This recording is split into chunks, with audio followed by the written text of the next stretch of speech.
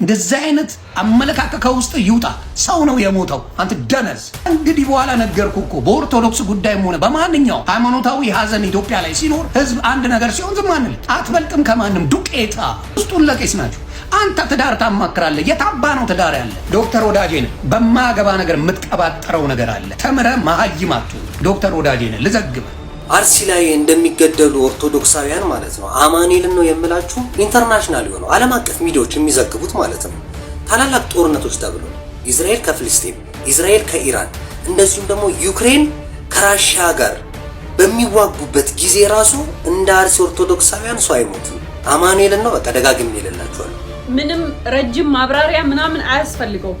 አትግደሉን፣ ቤታችንን አታቃጥሉብን፣ ቤተ ክርስቲያናችንን አታቃጥሉብን፣ እንደ በግ አትረዱን ማለት የሚያሳስር ከሆነ ያሰረህ አካል ነው ያንን እያደረገ ያለው ማለት ነው። ቢካዝ የሆነ የፈራው ነገር አለ። ዳትስ ዋይ አንተ እውነቱን ስትናገር አንስቶ ፕሪዝን የሚያስገባ እየገደለ ያለውን አካል እንዳይገል አድርጉልን። በቃ ገቢ ማሰባሰቢያ ወይም ደግሞ የእናቶችን ችግር አጉልቶ በማሳየት ምዕመኑ ድጋፍ እንዲያደርግ የሚቀሰቅስ ሳይሆን በገዳማዊ ሕይወት ውስጥ እንደ ወደፊት የሆነ ፊልም ቢሰራ የሚያዋጣ ነው የሚያስብል አይነት እይታ መልእክቱ የተላለፈበት መንገድ ራሱ ትክክል ያልሆነ ነው። የኦርቶዶክስ ቤተክርስቲያን ከእንግዲህ ወዲህ የምንድነው በጸጋ ብቻ ነው ብላ ብታስተምር በቤተክርስቲያኗ ውስጥ ምን የሚፈጠር ይመስላችኋል? ገዳማት ሁሉ ባዶ ይሆናሉ። ጽድቅን ፍለጋ በዛ የተሰደዱ በጣም ምስኪን ወንድምናቶች ከዛ ይወጣሉ። ቅዱሳን ተብለው ቀን ተመድቦላቸው የሚነክሱ ነገስታት ከዛ ጊዜ ጀምሮ ስራቸውን ያቆማሉ። ዓለም ላይ እየኖረ ገዳም ያሉ አባቶችን የሚነቅፍ ሰው በጣም ይገርመኛል። እንደዚህ አይነቱ ውሸት ከየት እንዳመጣው አላውቅም። ነገስታት ስራቸውን ያቆማሉ። ነገስታት የሚለውን ከየት እንዳመጣው አላውቅም። ወልድኪ ነፍሳተ ሶባራየኪ በሳተ ኩነኔ ዘሃሙ። እንደዚህ አይነት አመለካከት ከውስጥ ይውጣ። ሰው ነው የሞተው። አንተ ደነዝ። እንግዲህ በኋላ ነገርኩ እኮ በኦርቶዶክስ ጉዳይም ሆነ በማንኛውም ሃይማኖታዊ ሀዘን ኢትዮጵያ ላይ ሲኖር ህዝብ አንድ ነገር ሲሆን ዝም አንል። አትበልጥም ከማንም ዱቄታ። ውስጡን ለቄስ ናቸው። አንተ ትዳር ታማክራለህ። የታባ ነው ትዳር ያለ ዶክተር ወዳጄ ነህ። በማገባ ነገር የምትቀባጠረው ነገር አለ። ተምረህ መሀይም አትሁን። ዶክተር ወዳጄ ነህ። ልዘግብ አርቲስቶች በህዝቡ አመለካከት ታስረዋል ብለህ አርቲስት የህዝብ ነው። ለህዝብ ሰርቪስ ሰጥቶ ህዝብ ቤኔፊት የሚሰጠው ነው። ህዝብ ሲያለቅስ አርቲስት ምንድን ነው የሚያደርገው? ንገረኝ እስቲ ባንተ አስተሳሰብ። ለምን ተምረህ ትዶሎዱማለህ? አወቅ ሲሏት የባሏን መጽሐፍ አጠበሽ ለምን ትሆናለህ? ወዳጄ ነህ። ለምን ትልቅ ሰው አይደለ? አርቲስቶች በሰዎች የስ እነ ጥላሁን ገሰሰ ሌሎቹንም ስሟቸው የህዝብ ልጆች ናቸው ነው የሚባሉት። ከህዝቡ ጋር አብረው ያለቅሳሉ፣ ከህዝቡ ጋር አብረው ይደሰታሉ። ለምን? ለህዝብ ነዋ ስራቸው የሚቀርበው። እንዳንተ እግሩን አቆላልፎ ሲቀበጣጥር የሚውል አይደለም። ከህዝብ ጋር ያለ ነው። እውቀት እያለ መልሰህ ታፈርሰዋለህ። ስፔሻሊ በዚህ ሰዓት ስለ ኳሱ ይሄ ሰው ወዳጄ ነህ ዶክተር ወዳጄ ነህ የሚባል ሲቀበጣጥር ነበር፣ ስትቀበጣጥር ነበረ። እንደዚህ አይነት አመለካከት ከውስጥ ይውጣ። ሰው ነው የሞተው። አንተ ደነዝ። ሰው ነው የሞተው። የሰው ነፍስ ነው ምንም ሳያርግ የነደደው። 100 ዓመት በላይ ታሪክ ያለው ቤተክርስቲያን ነው የነደደው። አንድ ጊዜ አይደለም የተደረገው። 8 ዓመት ሙሉ ተቃጠለች ኦርቶዶክስ። ሲሆን ከጎኗ ትቆማለህ እንጂ ትቀበጣጥራለህ እንዴ? የአርቲስቶች ጉዳይ ነው የሚያሳስብ እንዴ?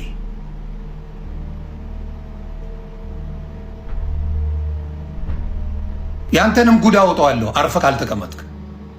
አውቃለሁ፣ በደንብ ነው የማውቅ፣ በደንብ አውቃለሁ። ስለዚህ አርፈህ ብትቀመጥ ነው። ካዘኑት ጋር ማዘን ነው። ይኸው እነ ፓስተር ቸር ያሉ አይደል እንዴ የሀዘን መግለጫ የሚያወጡ አይዞን የሚሉ ከጎናችሁ ነን የሚሉ ሌሎችም ፓስተሮች አሉ። ሌላ እውቀት አለኝ ብለህ ዶክተር ወዳጄ ነህ ያዙ ይልቀቁኝ ስትላየው አጋችሁ ተሽሞንሙናችሁ ተቅለስለሳችሁ ታወራላችሁ። ውስጡን ለቄስ ናችሁ። አንተ ትዳር ታማክራለህ። የታባ ነው ትዳር ያለ? 30 ቦታ አይደል እንደ መዘለው በዚህ እድሜ ነው አይደለ እንዴ? ስለ ትዳር አማካሪ ሆነ ትመጣለህ። አንተ ትዳርን ፈታል፣ ማግጠ ትዳርን አጥተዋል።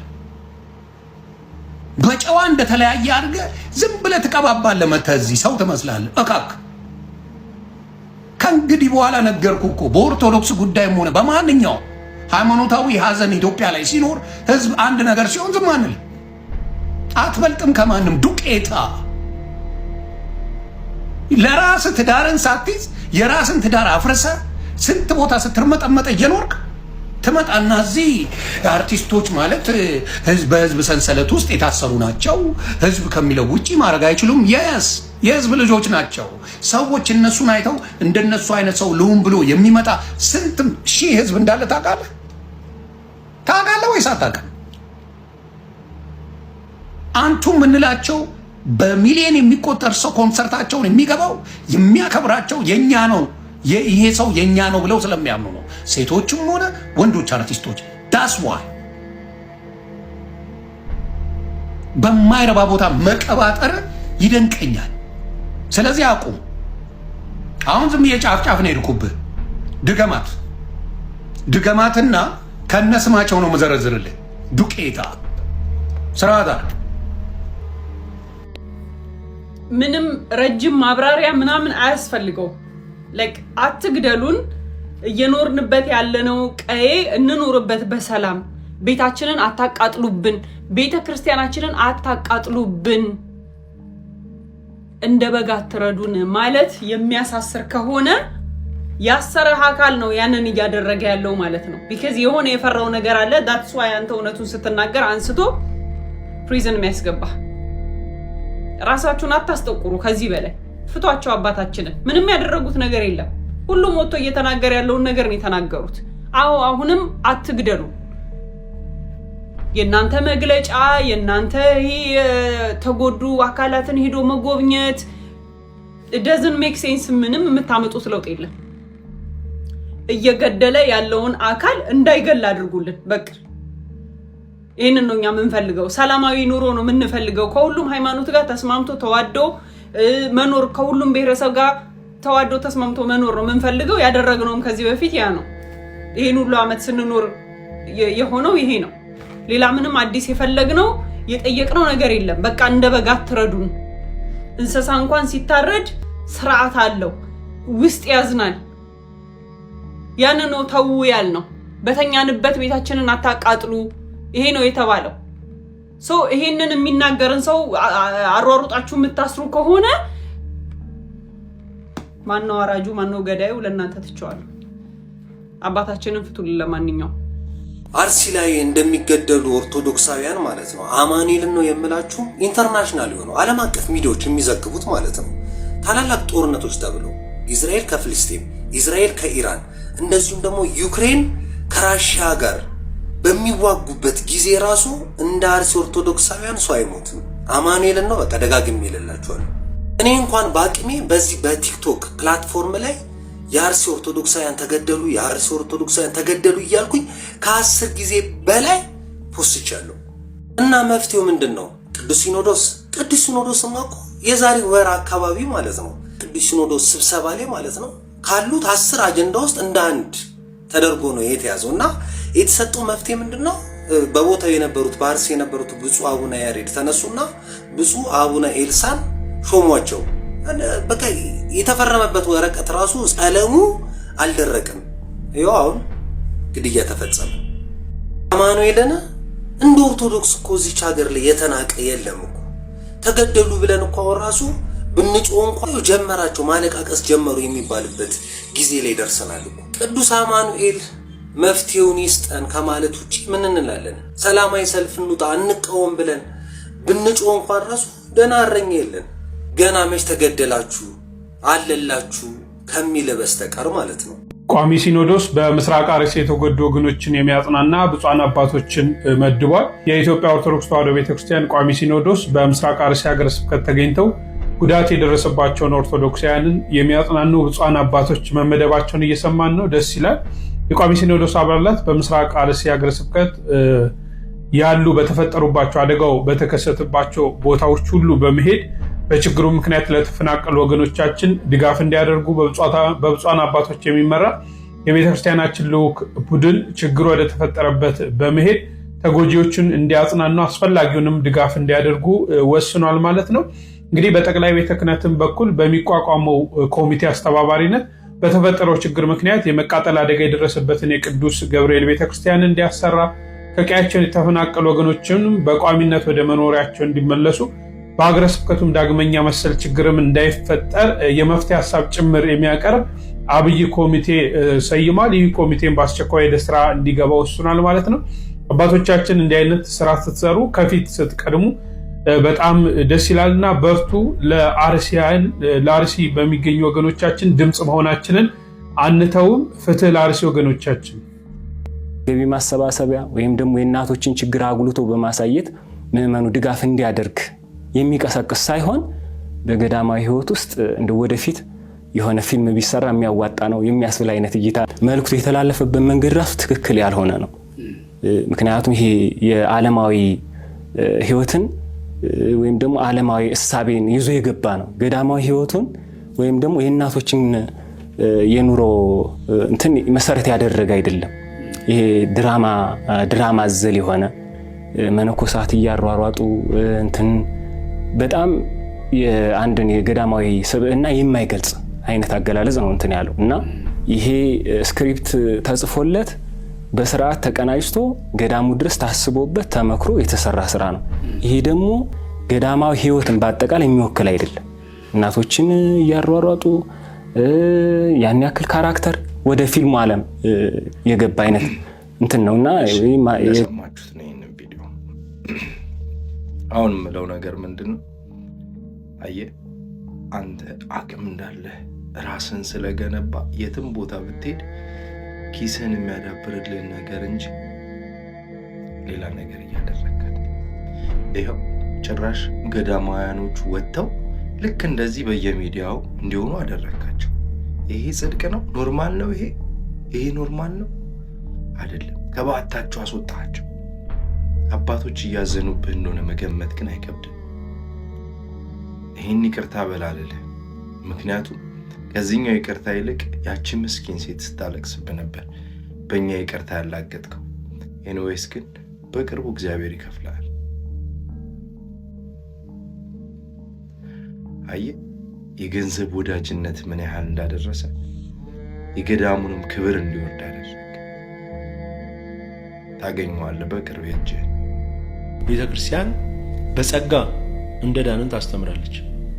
ግን በጸጋ መዳንን አንተ እንደምትለው ኃጢአት ብንሰራ እንኳን ጽድቃችንን አናጣም እንደምትለው አይነት ጸጋ ትምህርት አታስተምርም።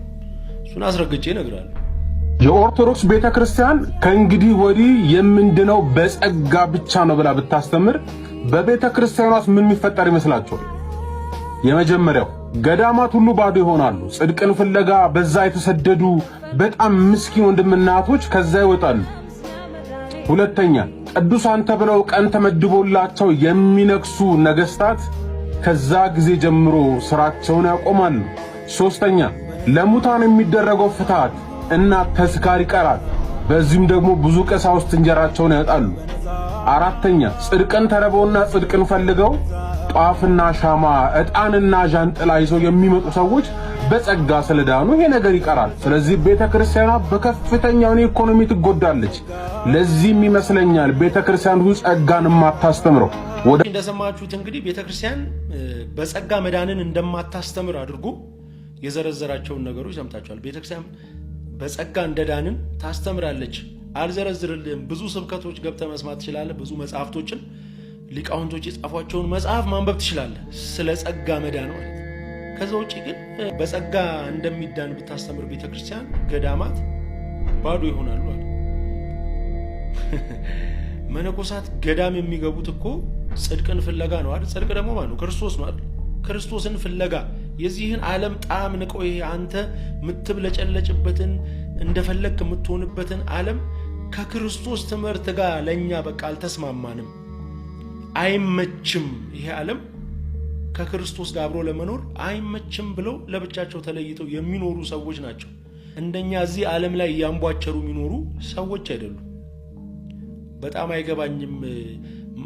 ዓለም ላይ እየኖረ ገዳም ያሉ አባቶችን የሚነቅፍ ሰው በጣም ይገርመኛል።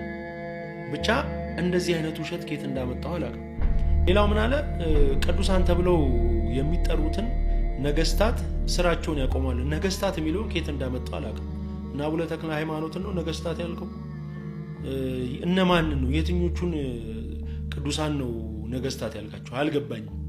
ከየት እንዳመጣው አላውቅም። ነገር ግን ስራቸውን ያቆማሉ ማለት ምን ማለት እንደሆነ ራሱ ለአንተ የገባ አይመስለኝም። ምክንያቱም ጻድቃን ሰማዕታት እኮ ለሰሩት ላደረጉት ተጋድሎ እኛ ክርስቲያኖች መታሰቢያ እናደርግላቸዋለን እንጂ ከነገስታት ጋር ከምናምን ጋር የሚገናኝ ነገር ቤተክርስቲያን ውስጥ ከየት እንዳመጣው አላውቅም። ስራቸውን ያቆማሉ ያልከው ምንን ሲሰሩ እንዳየ አልገባኝም። እና ከየት አንተ እንዳወራው እንደዚህ አይነት ውሸት። ሌላው ምን አለ? ፍትሐትና ተስካር ስለሚቀር ካህናት እንጀራቸው ይዘጋል አለ። በጣም እኮ ነው የሚገርመው። የቤተ ክርስቲያን የመቅደሱ አገልግሎት ፍትሐት ብቻ ነው። እንዴት እንደዚህ አይነት ውሸት ዋሻል? ቤተ መቅደስ ውስጥ ስንት አገልግሎት እያለ ቅዳሴው፣ ዜማው፣ ማህሌቱ፣ ሰዓታቱ ካህናት እነዚህ ካህናት እኮ ከሁሉ በላይ ክርስቶስን ስጋና ደም የሚፈትቱ እግዚአብሔር የሾማቸው አገልጋዮች ናቸው። የነዚህ አገልግሎት ስራ ፍትሐት ነው። ተስካርን ደግሞ ከየት እንዳመጣው አላውቅም። ተስካር ማለት እኮ ሳምባዲ ሲሞት የሱ ወዳጅ የሆኑ ሰዎች የሚያወጡት ነገር ነው። ሜቢ እዛ ሄደው ስለሚባርኩ እንደዛ ካልክ በጣም ይገርመኛል። ግን ያ ሁሉ የመቅደሱ ስራ ትተህ ካህናት ፍትሐት ብቻ እንደሚያደርጉ አድርገህ ማውራት በጣም ይገርማል። ፍትሐት ቢቀር ባይቀር የመቅደሱ አገልግሎትን እንዴት እንደዚህ አድርገህ ትዋሻለህ? ቅጥፈት ነው በጣም። ይሄ ትልቅ ሰው አይደለ እንዴ አንተ? እና ሌላ ደግሞ ምን አለ? ጽድቅን ፍለጋ ዕጣን፣ ጧፍ፣ ዘቢብ ይዘው የሚመጡ ሰዎች ስለሚቀሩ ቤተክርስቲያኗ በኢኮኖሚ በጣም ትጎዳለች አለ። በጣም እኮ ነው። በጣም አንተ ጭንቅላት በጣም ምጡቅ ነው ባይዘው። እነዚህ አሁን የጠራሃቸው ንዋየ ቅድሳት እኮ ለመስዋዕት የሚውሉ ናቸው። ሻማውም፣ ጧፉም፣ ዘቢቡም ሁሉም ለመስዋዕት የሚቀርብ ነው መቅደስ ውስጥ። ከኢኮኖሚ ጋር ምንድን ነው የሚያገናኘው? እውነት ነው የእናንተ አስተምሮ ሁልጊዜም ደግሞ ገንዘብና ገንዘብን የተመለከተ ስለሆነ አንተ አንድ ወር አስራትህን ለምትሄድበት ቸርች ባትሰጥ ጉሮሮን አንቆ እንደሚቀበል ታውቀዋለህ። ምክንያቱም ለትርፍ የተቋቋምክ ስለሆንክ ማለት። ቤተክርስቲያን ደግሞ ለትርፍ አይደለም የምትኖሩ። ስለዚህ ምእመኑን እንኳን አስራት በኩራታችሁን አውጡ ብላ አውደ ምሕረት ላይ ትናገራለች እንጂ አንተ አስራት በኩራትን አልከፈልክም ነገ ይዘና ከነገ ወዲያ ይዘና ብላ አትጠይቅም። ንዋየ ቅድሳት ሲቀር ቤተክርስቲያኗ በቃ ዋጋ እንደሌላት በኢኮኖሚም እንደምትደቅ ምን አይነት ጥያቄ ራስ ላይ ፈጥረ በጸጋ መዳንን አትቀበልም የሚል ጥያቄ ጭንቅላት ውስጥ ፈጥረ የአገር ያልተባለ የማይደረግ ነገር ቤተክርስቲያን ውስጥ የሌለ ነገር ከስር ደግሞ ዘረዘርክ ማለት ነው። እንደዚህ አይነት ውሸት እኔ አይቼ አላውቅም። ከዛ ደግሞ ጭራሽ በኮሜንት ሌላ ነገር እንዲጽፉ ልጠይቃቸዋለሁ። በጣም እኮ ነው የሚገርመው። ቤተክርስቲያን በጸጋ እንደዳንን ታስተምራለች። ግን በጸጋ መዳንን አንተ እንደምትለው ኃጢአት ብንሰራ እንኳን ጽድቃችንን አናጣም እንደምትለው አይነት ጸጋ ትምህርት አታስተምርም። እሱን አስረግጬ እነግርሃለሁ። እንዴት እንዲትዋሻል?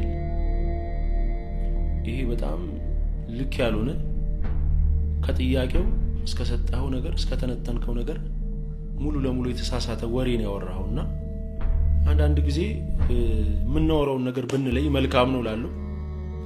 ያው ከእናንተ ውሸት የሚጠበቅ ነው። ብዙ አያስገርምም ልልህ እወዳለሁ መጨረሻ ላይ